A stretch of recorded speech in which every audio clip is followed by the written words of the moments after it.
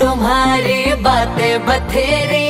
বলিউডের আলোচিত cinema franchise Aashiqui তৃতীয় কিস্তির জন্য চলছে প্রস্তুতি। তবে আশিকি 3 নিয়ে গুঞ্জনের শেষ নেই। বিশেষ করে তৃপ্তি ডিমরিকে বাদ দেওয়ার কারণ নিয়ে অনেক প্রশ্ন উঠেছে।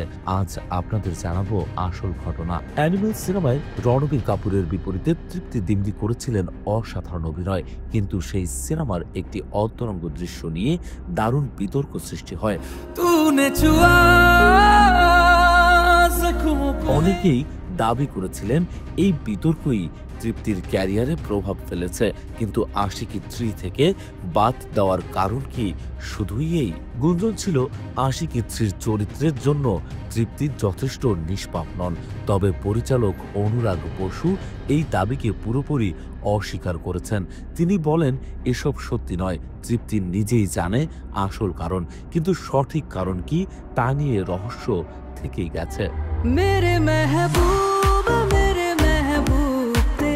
তৃপ্তি ডিমরি এক সাক্ষাৎকারে জানান, অ্যানিমেল সিনেমার পর দর্শকদের প্রতিক্রিয়া দেখে তিনি ভেঙে পড়েছিলেন।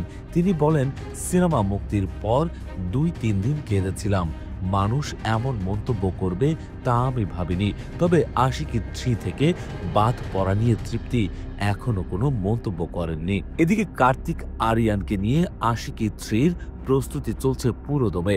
তবে তার বিপরীতে কে অভিনয় করবেন তা নিয়ে এখনো সাসপেন্স রয়ে গেছে। আশিকি ভক্তরা অধীর আগ্রহে অপেক্ষা করছেন এই বড় ঘোষণার জন্য।